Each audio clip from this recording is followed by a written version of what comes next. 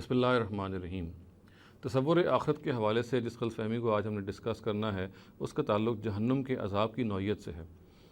ظاہر ہے اس بات کی ہمیں دعا کرنی چاہیے اللہ تعالیٰ ہم سب کو اس عذاب سے محفوظ رکھے۔ تاہم اس عذاب کے حوالے سے جو غلط فہمی عام طور سے پائی جاتی ہے وہ یہ ہے کہ جہنم کی جو سزا ہے جو انسان کو دی جائے گی وہ بنیادی طور پہ یہ ہوگی کہ اس کو آگ میں جلایا جائے گا اور وہ اس میں جلتا رہے گا۔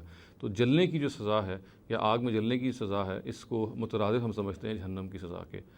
قرآن مجید سے معلوم ہوتا ہے کہ یہ ایسی بات نہیں ہے، یہ درست نہیں ہے۔ یہ بات تو بالکل ٹھیک ہے کہ آگ کا جو جلنا ہے یہ جہنم کی سزا جو ہے یا عذابوں میں سے ایک بڑا عذاب ہوگا جو وہاں پہ لوگوں کو درپیش ہوگا، جو لوگوں کو دیا جائے گا، یعنی سزاؤں میں سے ایک بڑی سزا ایسے ہی ہوگی کہ ان کو آگ میں جلایا جائے گا۔ تاہم محض آگ میں جلایا جانا جو ہے یہ صرف یہی بات جو ہے مکمل نہیں ہے جو کہ جہنم کے سارے عذابوں کو بیان کرتی ہے، بلکہ قرآن کے مطالعے سے معلوم ہوتا ہے کہ جہنم کے جو عذاب ہیں وہ گوناگوں ہیں، یعنی ان کی مختلف نوعیتیں ہیں۔ ان میں سے آبویسلی ایک بڑی نوعیت یہ ہے جو جلنے کے عذاب کی ہے، تاہم قرآن کے مطالعے سے معلوم ہوتا ہے کہ یہ ایک سے زیادہ طریقے کے سزائیں ہیں جو عذاب ہیں جو لوگوں کو دیے جائیں گے۔ چنانچہ مثال کے طور پہ یہ بات بیان ہوا کہ کھولتا ہوا پانی ہے جو انسان کو پلایا جائے گا اور اس سے اس کی جو آنتیں ہیں وہ ٹکڑے ٹکڑے ہو جائیں گی۔ پھر یہ بھی بیان ہوا ہے کہ کھولتا ہوا پانی اس کے سر پہ ڈالا جائے گا۔ یہ بھی بیان ہوا ہے کہ زقوم کا جو درخت ہے اور جو جھاڑیاں وغیرہ ہیں وہ اس کو کھانے کے لیے ملیں گی۔ پھر یہ کہ پیپ وغیرہ جو ہے اس کو پینے کے لیے دی جائے گی۔ اسی طرح سے اس کی جو پاؤں میں بیڑیاں ہوں گی اور گلے میں توق ہوں گے۔ اور پھر سب سے بڑی بات یہ کہ جو قرآن نے تعبیر اختیار کی ہے کہ لا یموت فیہا ولا یحییٰ، یعنی اس کی وہاں پہ کیفیت یہ ہوگی کہ نہ وہ مر رہا ہے نہ وہ جی رہا ہے، غرض کہ اس ایگنی میں ہوگا، اس عذاب میں ہوگا۔ اور پھر سب سے بڑھ کے تو شاید ہم یہ کہہ سکتے ہیں کہ سب سے بڑا عذاب وہاں پہ انسان کو ہوگا وہ یہ ہوگا کہ وہ خداوند تعالیٰ کے التفات سے محروم ہو جائے گا۔ خدا تعالیٰ نے کہا کہ لا ينظر الیہم یوم القیامہ، یعنی وہ لوگ ہوں گے کہ جن کو اللہ تعالیٰ پھر ان کی نظر عنایت کبھی بھی ان کی طرف متوجہ نہیں ہوگی۔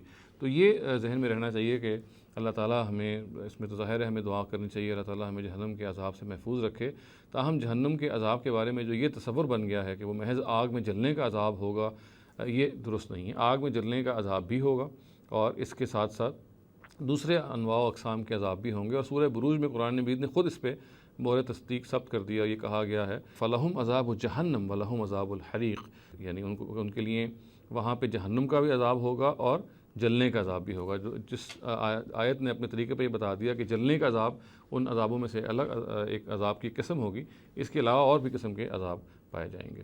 تو ہمیں اس چیز کے بارے میں متنبہ رہنا چاہیے کہ جہنم کے عذاب کے حوالے سے جو ہم عام طور سے یہ رائے قائم کر بیٹھے ہیں کہ محض یہ جلنے ہی کی نوعیت کی ایک سزا ہوگی، یہ درست نہیں ہے، بلکہ جیسے کہ میں نے عرض کیا اور آپ کے سامنے کچھ گنوایا قرآن مجید کے مقامات جو یہ بتاتے ہیں کہ یہ جو جہنم میں سزائیں ہوں گی ان میں ان جلنے کے علاوہ اور بھی سزائیں ہیں جو کہ مجرموں کو دی جائے گی۔ اللہ تعالیٰ ہمیں جہنم کے سارے عذابوں سے محفوظ رکھے۔ اقول قولی ھذا واستغفر اللہ لی ولکم ولسائر المسلمین والمسلمات۔